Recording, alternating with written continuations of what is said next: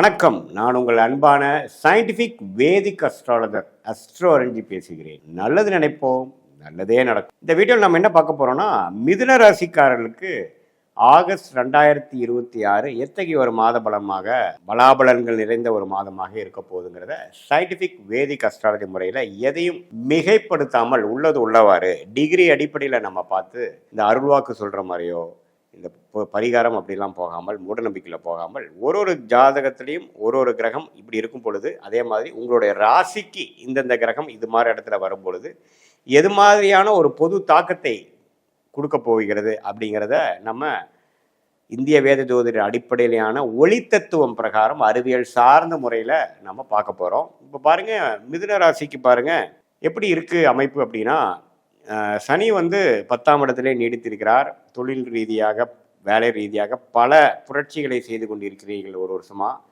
பல முயற்சிகள் ஆகுது, சிலது பேக் ஃபயர் ஆகுது, சிலது ஜெயிக்கிறீங்க, சிலதெல்லாம் முன்னேற்றங்கள் நல்லா போகுது. அது மாதிரி விஷயங்கள் கொடுக்கக்கூடிய சனி 10ல் நீடித்திருக்கிறார். குரு 2ஆம் இடத்துல தன குடும்ப வாக்குஸ்தானத்திலிருந்து 8, 6, 10 பார்க்கிறார். ஸோ நிறையா கடன் கொடுக்கக்கூடிய விஷயங்கள், கடனை அடைக்கக்கூடிய விஷயங்கள், பணம் போக்குவரத்து அதிகமாக இருக்கக்கூடிய அமைப்பு, வருமானம் பல வகையில் வரக்கூடிய அமைப்பு, அதே சமயத்தில் கொஞ்சம் தூர பிரதேசம், நிறையா ட்ராவலிங் கொடுக்கக்கூடிய அமைப்பு, வேலை மாற்றங்களை கொடுக்கக்கூடிய அமைப்பு, தொழிலில் நம்ம ஊக்கத்தோட அதிக முயற்சியோட நிறைய லாபத்தை எடுக்கக்கூடிய அமைப்பு, இது எல்லாமே கொடுக்கக்கூடியது இருக்குது. ஸோ இந்த குரு 2ஆம் இடத்துல இருக்கிறது அருமையான ஒரு விஷயமாக இருக்குது. அதே சமயத்தில் ராகு கேதுகள் பார்த்திங்கன்னா, ராகு 9லும் கேது 3லும் இருக்கிறது ஓரளவுக்கு முயற்சிகளை எடுக்கக்கூடிய அமைப்புகள், அதுக்கு தகுந்த மாதிரி ஒரு பலன்களை எடுக்கக்கூடிய அமைப்புகள் தவறு இல்லை. இப்போது ராசியதிபதியாகிய புதன் பாருங்க, ஒரு 2 நாளுக்கு அப்புறம் உங்களுக்கு கடகத்துக்குள்ள ஆகஸ்ட் 2, 3லேயே பார்த்தீங்கன்னா குருவோட சேர்றார். கிட்டத்தட்ட 3 வாரத்துக்கு குருவோட சேர்றது ராசியதிபதி அப்படி இருக்கிறது அருமை.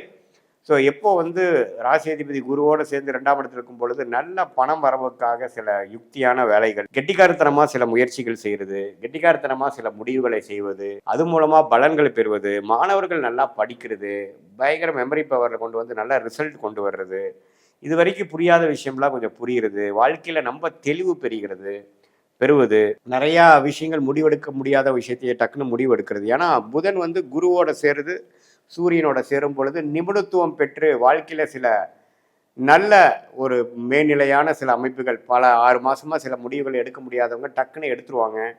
அடுத்த லெவலுக்கு போகக்கூடிய அமைப்புகள், கொஞ்சம் சொகுசாக இருக்கக்கூடிய அமைப்புகள், ரிஸ்க்கை குறைக்கக்கூடிய அமைப்புகள், அதே மாதிரி இது மாதிரி ஐடி, சாஃப்ட்வேர், அக்கௌண்டிங், ஆடிட்டிங், அது மாதிரி லைனில் இருக்கிறவங்களுக்குலாம் நல்ல மேன்மை, நல்ல க்ரோத்து, டக்குன்னு ஒரு ஆஃபரு, டக்குன்னு ஒரு ஆப்பர்ச்சுனிட்டி, இது வரைக்கும் புலப்படாத விஷயங்கள் புலப்படுதல், இது மாதிரி பல நல்ல விஷயங்களை கொடுக்கக்கூடிய ஒரு அமைப்பாக ராசி அதிபதி குருவோடு சேர்க்கறனாலையும் சூரியனோட சேர்ந்து எந்த விதத்திலையும் தவறான ஒரு சனி செவ்வாய் பார்வையில் இருக்காதனால மூளை நல்லா வேலை செய்யும், நல்லா சுறுசுறுப்பாக இயங்கக்கூடிய அமைப்புகள் இருக்குது. மாதத்தின் கடைசி 7 நாளுக்கும் பார்த்தீங்கன்னா அவர் சிம்மத்துக்கு போகிறாரே ஒழிய அதுவும் தப்பு இல்லை.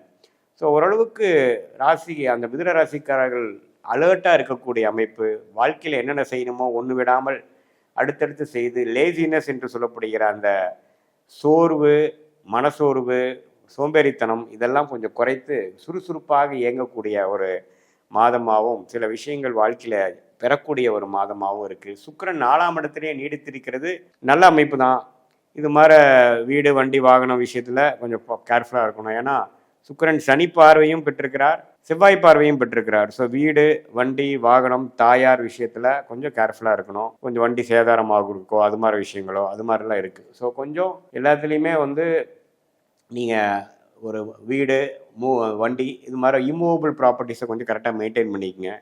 அதுக்கு சம்மந்தப்பட்ட விஷயங்களை பாதுகாத்து கொள்ளுங்கள். அதுக்கு வேணுங்கிற டாக்குமெண்ட்ஸ், அதுக்கு வேணுங்கிற இன்சூரன்ஸு அது மாதிரிலாம் போட்டுக்குங்க. ஏன்னா கரெக்டாக ஒரு சுக்கிர திசையாக நடந்துட்டு இருக்கிற டைமில் இது மாதிரி சனி செவ்வாய் தாக்கத்தில் சுக்கிரன் நீச்சமாக இருக்கும் பொழுது சிலதெல்லாம் கொஞ்சம் தவறான கைமீறி போகக்கூடிய அமைப்புகள்லாம் இருக்குது. ஸோ அது கொஞ்சம் கேர்ஃபுல்லாக இருக்கக்கூடிய அமைப்புகள். மற்றபடி பயப்படுறதுக்கு ஒன்றும் இல்லை.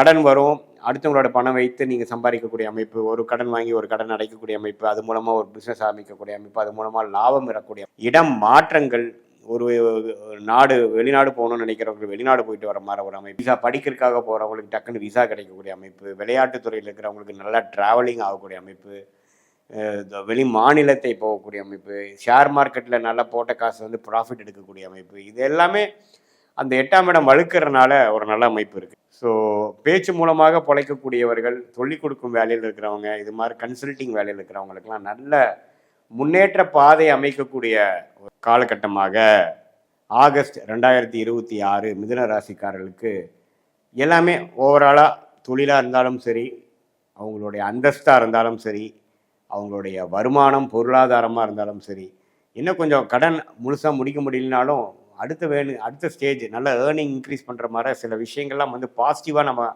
செய்து ஒரு ஃப்யூச்சரில் நம்ம லாங் ஸ்டாண்டிங்காக நம்ம ஜெயிக்கிறதுக்கு வேணுங்கிற ஃபவுண்டேஷனை செய்யக்கூடிய அமைப்புகளாக நிறைந்ததான ஒரு மாதமாக மிதுன ராசிக்காரர்களுக்கு ஆகஸ்ட் 2026 இருக்குது. இது பொதுவான பலன்களை தவிர உங்களுடைய ஜென்ம ஜாதகத்தில் எது மாதிரி தசாபுக்திகள் போய்கொண்டு இருக்கிறது, நீங்கள் எந்த லக்னத்தில் பிறந்தீங்க அப்படிங்கிறத திருக்கணித பஞ்சாங்கத்தில் உங்கள் பிறந்த தேதி, பிறந்த நேரம், பிறந்த உரை வைத்து நம்ம போட்டு பார்த்து அதில் என்ன மாதிரி ஒரு விஷயங்கள் போய்கொண்டு இருக்கிறது, உங்களுடைய லக்னத்துக்கும் ராசிக்கும் உள்ள வேறுபாடுகள் என்ன, எந்தெந்த கிரகம் அதிகமான வலிமையாக இருக்கிறது, இப்போ நம்ம பேசிகிட்டு இருக்கக்கூடிய தச புக்தி நாதன்கள் வந்து கோச்சாரத்தில் எப்படி இருக்குங்கிறதை முதல் சொன்ன பொது பலனையும் சேர்த்து வைத்து பார்க்கும் பொழுது உண்மையுமே அடுத்து வரக்கூடிய ஷார்ட் டேர்ம் என்ன, லாங் டேர்ம் என்ன, எது மாதிரி விஷயங்கள் நமக்கு தென்படுகிறது, எது மாதிரி விஷயங்கள் நம்ம வந்து சூஸ் பண்ணலாம், எது மாதிரி விஷயங்கள் நம்ம சூஸ் பண்ண வேண்டாம், எப்படி பண்ணால் நம்ம ஜெயிக்க முடியும், எந்த துறை நமக்கு சாதகமாக இருக்குது, எந்த காலகட்டத்தில் நமக்கு நிவர்த்தி வருது, எந்த காலகட்டத்தில் நமக்கு கடன் அடையுது, எந்த காலகட்டத்தில் நமக்கு வந்து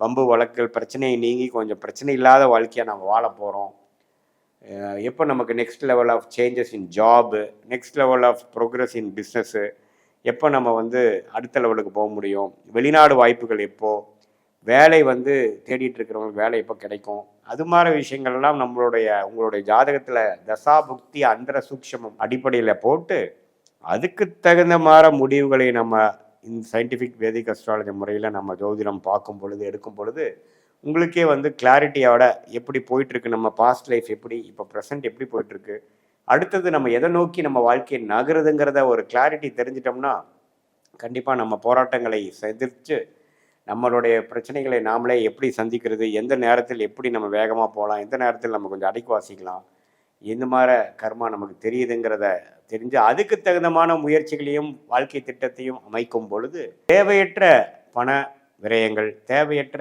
சமய விரயங்களை தவிர்த்து வாழ்க்கையில் எப்படி நம்மளுடைய கர்மாவின் பலன்களை நாமளே தெரிந்து கொண்டு தேவையற்ற ஒரு எதிர்மறையான விளைவுகளை தவிர்த்து வாழ்க்கையில் எளிதில் வெற்றி பெற முடியும் என்று சொல்ல விரும்புகிறேன். மீண்டும் மற்றொரு காணொளியில் சந்திப்போம். நன்றி, வணக்கம்.